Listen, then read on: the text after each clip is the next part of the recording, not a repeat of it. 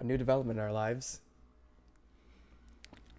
We had friends of the cast, and now we've brought a child. We've brought a child into this cast, into this world. Wow, yeah. It took a whole day to adopt our sweet cat. You really built up the anticipation. Yeah, that's the point. This is a grand reveal. It did seem like we were building up to saying that we adopted a baby in a day. That would be wild. That would be a reckless, swift move, I think. Would it? Or would it be, helping a baby that would need it? Oh, no, it would, but I mean, we'd be bad. We're good with the cat. You can speak for yourself. I'd be a good dad. How dare you? It is funny. We've had the cat for 2 days now. Yes. But, when your friend has a baby and they Yes. start talking like, now that there's something greater than me out there to take care of, like, I just get it now. I feel like I want to start being that person. I'm just like, oh, well, now I have something to... Parenthood. Yes. That's what you're committed to being the dad. Our cat's name is Marceline, the Vampire Queen. Obviously. So camp, so goth. Well, on another episode, a guest of ours referred to as a good drag name, which I'm really proud of that. We didn't make up the name. It comes from Adventure Time, so let's not. Of course. Claim And that we're also never going to be putting any drag on our cat because that's abusive. Well, we could put her in a good dress. Okay, yeah, but no makeup. No, isn't that literally animal testing? And they're doing it. Whoever they are. Insert makeup brand here. Calling you out. Don't fucking touch our cat, Marceline.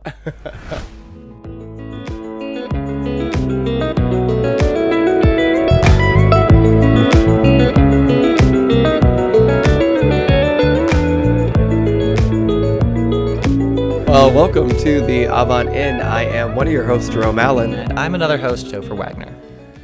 So today marks the 1-year anniversary of George Floyd's death. We're here a year later. What are your thoughts on it?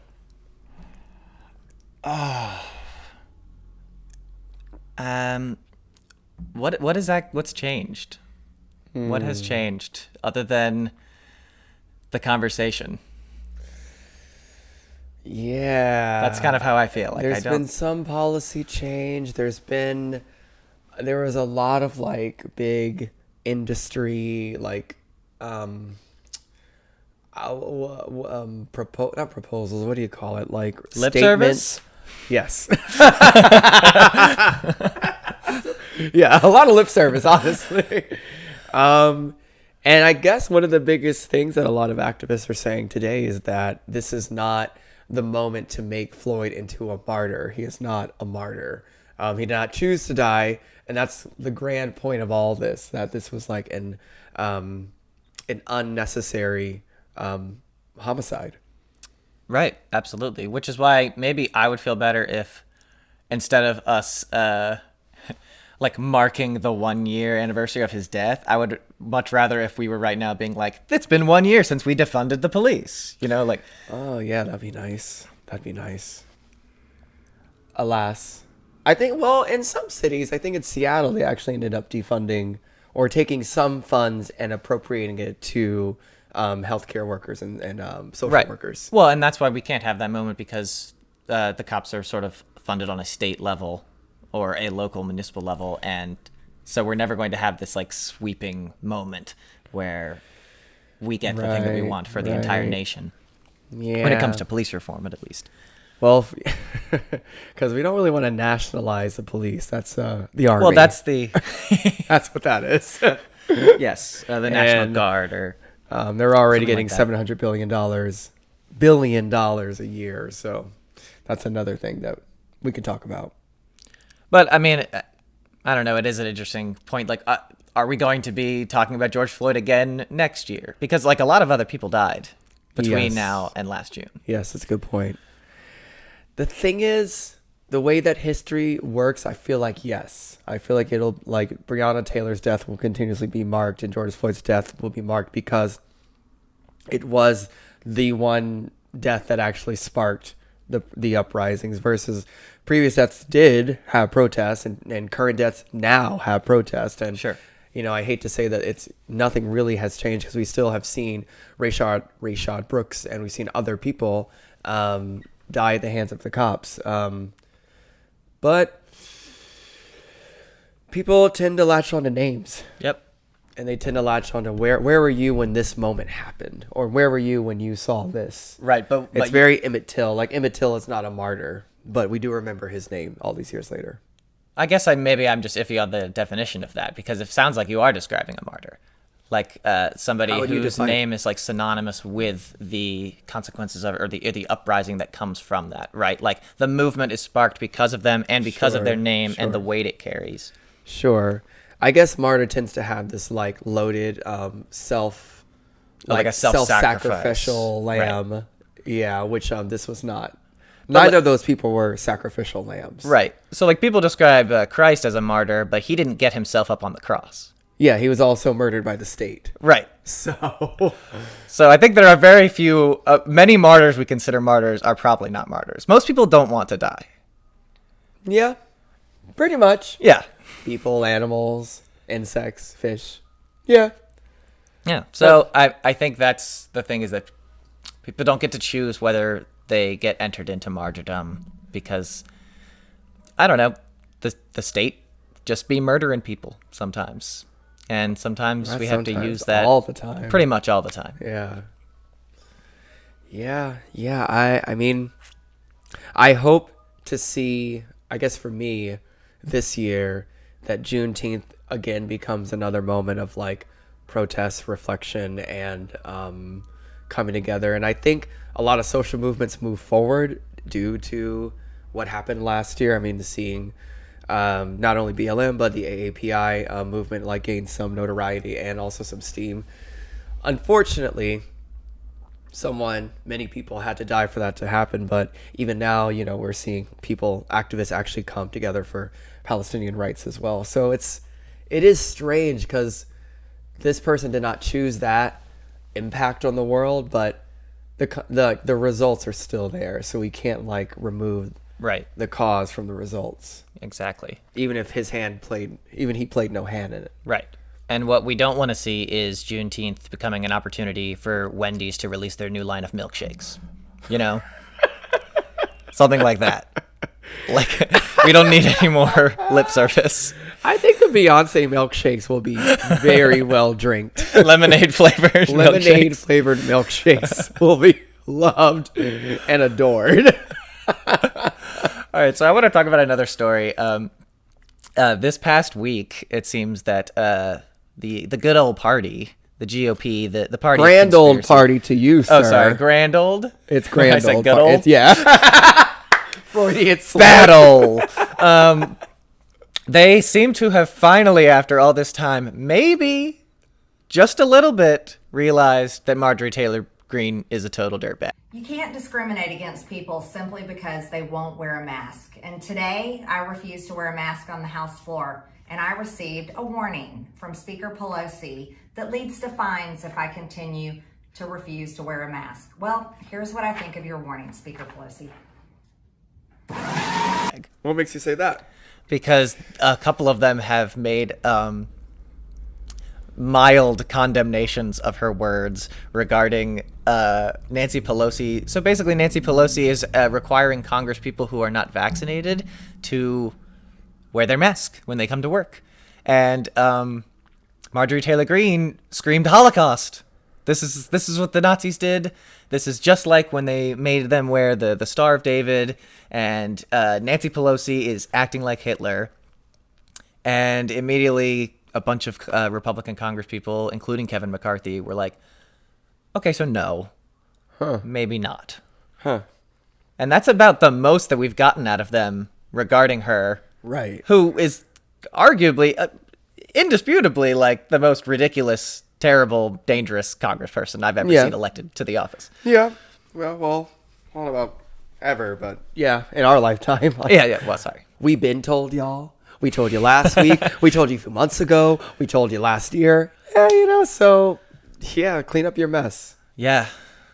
I think Matt Taibbi talked about this in his book Hate Inc. about how using the like Hitler analogy is like a rhetorical dead end. Yeah. Like it doesn't get you anywhere. The conversation immediately ends there. Right. Like where are we supposed to go from Hitler? Yeah.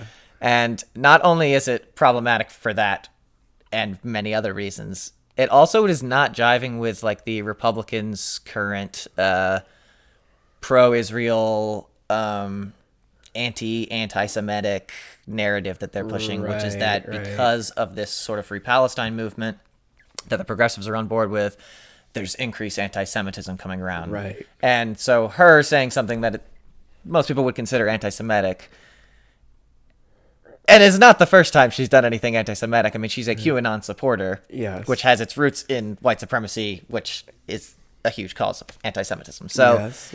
the whole thing is just this weird cyclical nature where they're all just like lying through their teeth to pander to whoever they need to.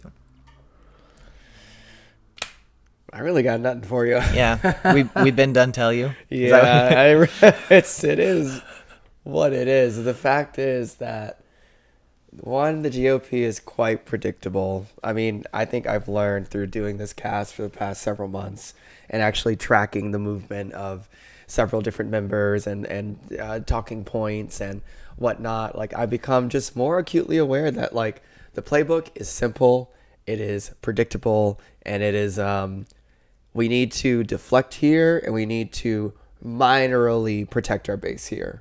Mm-hmm. I mean, they don't really care about their base. They never really have, but there's that. It's just so painfully ironic. And they're okay with it.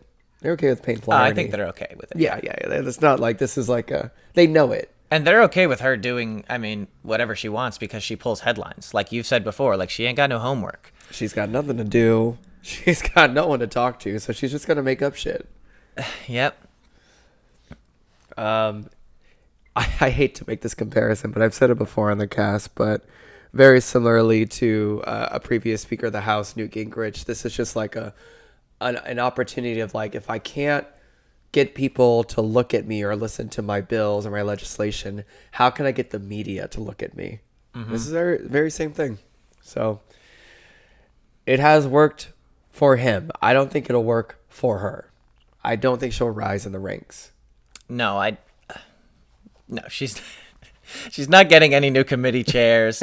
She probably won't even get reelected, but she doesn't want to. She wants to go and like work for Fox News or something. Right. Like she's in it for the clout. Right. Yeah, I mean that's a lot of people. A lot of people join Congress are not join, run for Congress and win. Are in it for the clout. I'm signing up for Congress. I'm here for the clout. Follow my TikTok. It was just unredacted from some court records that Paul Manafort clearly lied. Okay. When he discussed his relationship with a certain Russian spy whose name was Konstantin Kilimnik.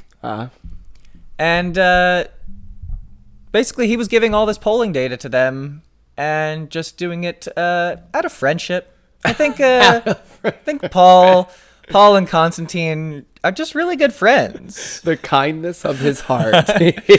I need to give this to him. Oh, you sent me a really great gift for my niece's birthday, and so here is all the election data on behalf of our president. Here's your bar mitzvah gift. And what's crazy is that, okay, so now the FBI has put out a $250,000 reward if they can find this Russian spy, which will probably be hard because they're a spy. Yes. But you know what the reward is for finding Paul Manafort? Wait, is he on the loose? It's nothing because he's been pardoned. Like Trump pardoned him. Nothing can happen to him. Oh. So yes, he's just on the loose. For some reason, I thought he was still in jail. I forgot he was pardoned. He only got sentenced to like 7.5 years, but no, he's out. Wow. Because the president can do that. That's like some major crimes. Major crimes. Yeah. Very mob boss. Yeah. Hate to say it. But I guess the reason it feels relevant now is because we haven't heard much about like Biden and Putin and what's happening there, but apparently it's reported that they're going to be like meeting soon in Geneva. And me personally, I just want him to show up and tell Vlad, like, the only thing you're getting from me is an old-fashioned beatdown behind the bleachers. And maybe some like updated cybersecurity and sanctions or something like that. Unfortunately, Vlad is a former KGB agent, so I think he could actually Beat the shit out of him. fucking murder Grandpa. We can't put Uncle Joe in that situation. Oh no. It's so funny that Biden like loves to talk that game, like when he was on the campaign trail. Right. Like he can beat up Trump. No, let's be clear. He can beat up Trump. He just cannot beat up a trained like fighter. I can't think of very many world leaders that I'd put my money on him in a fight. Like I think Angela Merkel could beat him. The Queen, obviously. What do you mean? Okay, yeah. He could have beat Prince Philip. Could have won that one. But it's funny because that's like what the politics has come to, right? We're like, it seems like a joke for us to be like theorizing about celebrity death match featuring world leaders, yeah. But give it another 50 years, if the Republicans can have their way, it'll be WWE. It kind of is in a way, just less flying elbows for the moment. More flying F7 jets or whatever. Oh gosh, yeah. Yeah, speaking of which, there has finally been a ceasefire in the Israeli-Palestinian, how do I say this? More like the Israeli assault on Gaza. You were going to say conflict? Yeah, I'm not going to say that word because it's not. Right. So that's good. That's less people in Gaza dying by the hands of the Israeli government. Mm-hmm. But I think it's important that a lot of folks want to differentiate that you can be pro-Palestinian but not pro-Hamas, which I think is maybe something to clarify here on the cast of Hamas being the organization that is returning fire in kind, well, to the best of their ability, in kind to the Israeli government. And they're the ones that have the arms, whereas the Palestinian people, to be pro-Palestinian is being for the citizens and giving the citizens just the right to live freely in Gaza and not have land taken from them. Yeah. So. Well, and I think there are probably plenty of Palestinians that aren't necessarily pro-Hamas, but at the same time, like if the entire global community is not standing up for you and doesn't have your back, like, and there's only one organization that's doing anything to sort of like level the playing field, I can understand why there's not as much condemnation coming from them on that part when there's such a greater force at play. And so that's why I think like progressives are iffy to even address that part, because that's just a symptom of, that's how I see it at least. It just seems like sort of a symptom of a greater problem. It's a good way of putting it. Yeah. So, it's good that we have a ceasefire now, but I hate to think about when will the Israeli government again continue to take land from Gazan land away, because it will happen. It will happen. They will not stop. So that's an update there. We need to do our part and stop sending so much money over there. Joe Biden is failing on that front, if you ask me. But I think also like it might just take a political revolution over there and like get Netanyahu out of office. And this is very much true. I think there is what we failed to. I'm glad you say that, is that the Israeli government is conservative, or at least it is led by a conservative prime minister who is currently under corruption charges. I will keep saying this guy is corrupt. Yeah. But yeah, because I can't remember who the liberal candidate was in the previous election, but hopefully things will change politically over there as well. I agree. I was doing some viewing of I don't know if you know about Abby Martin's work. Like she's a journalist who really focuses on that topic in particular. But she was out in Israel like interviewing people, and she met one person who considered themselves a leftist, and they said like it's like not okay around there. Like you have to be sort of a closeted progressive in Israel. I could see that. So, sort of how like compared to the rest of the world, we are sort of like lean right, and to be a liberal would be considered like a centrist or even far right on somewhere else. Right. To them, like it's just very skewed, and people don't feel comfortable speaking out about their beliefs. It's really unfortunate. Yeah. That's a lot of just like indoctrination, and it's But unfortunately, this is what the U.S. would refer to as supporting a democracy. Right. That's the catch. We have to, like as if we can just hold on to one democracy in the Middle East, the rest is just going to take hold. But like, that's not what Israel wants. No. So there's a logical disconnect there. Right. Unless they're all going to just become Jewish, which is not really like part of it. No, it's not going to happen. Yeah. Either. Another story we got is this. This is kind of a multi-part story, I suppose, but we're still actively trying to begin what they keep calling a 9/11 style commission, which I don't know why I'm really turned off by the term 9/11 style. Yeah. It's not 2005. That doesn't really like ring the same. same. I don't know why they keep using that term. I guess because that's the only precedence we have. But we're trying to have a commission called the January 6th Commission to investigate what went down on January 6th regarding the insurrection. Right.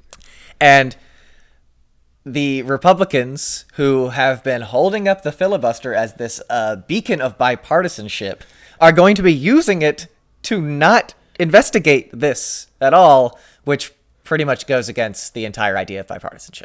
Right.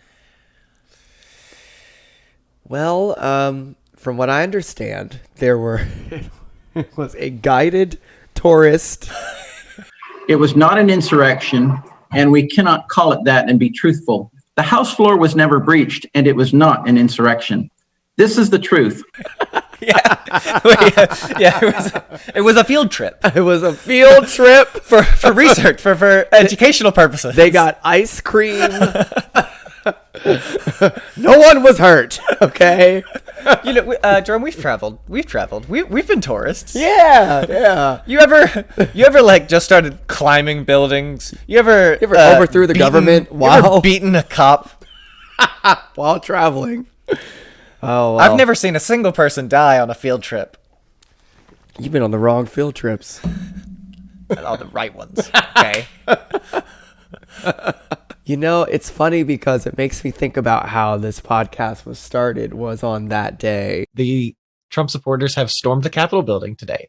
They did it. They made it. They walked right in. I feel like Storm is giving them too much credit. Climbed, like Spidey climbed, broke the window, jumped in, armed, and then somehow took a picture. Had the ability to take high resolution photos. Yeah, and those photos they almost looked photoshopped. A bunch of like dudes in MAGA shirts like hanging out in the chambers, and like I saw one picture of a guy who was like taking a podium. He was like carrying a podium with him. It's just really bizarre. Mm-hmm. And so it's like our first episode kind of has this like historical little piece of like people talking about it when it was happening. Yeah. Well, and we talked about it like right as it was fresh, and looking back, like even the episode title was like 2021's been a riot. And it's like, no, that wasn't a riot. Yeah. That was a full-blown assault and insurrection. Insurrection. We didn't have the language at that point. Yeah. So we didn't know they were just on vacation at that point, right? We didn't have all the facts yet. Yeah. We didn't. No one told us there was ice cream. I didn't see the beach chairs.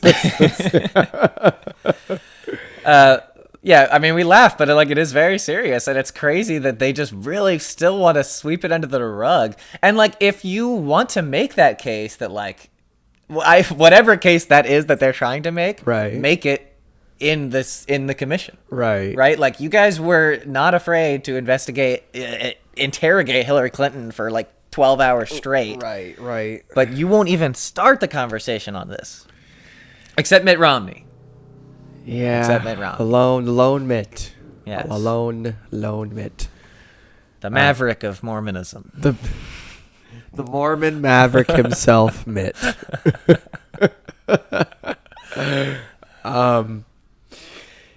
I'm not surprised. I mean, we know that like education is built by power, and power dictates the truth, and what they're trying to do is commandeer the truth for themselves as it was done from 2016 to 2020, and unfortunately it's just not hitting the same because they don't the grand old party itself does not have the vacuumous like command of truth as the former president did.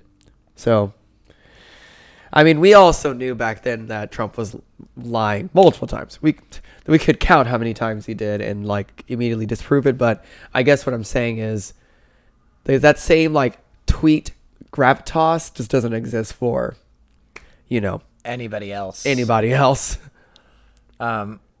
Yeah, it's really it's upsetting, and the GOP's just thrown their hands up. They're just like, all right, we're just at the mercy of this now. And even if that means like not accepting the results of the election or continuing to promote the big lie, continuing to not believe the Russian interference, like where are we supposed to go from here? Which is why even though we've already talked before about how we are in favor of removing the filibuster, like I am even more concrete in this. Like if you're gonna abuse it like this, like it's one thing if you want to uphold it as this sense of bipartisanship and then try to make the case that we can use it as well for our own interests. Right.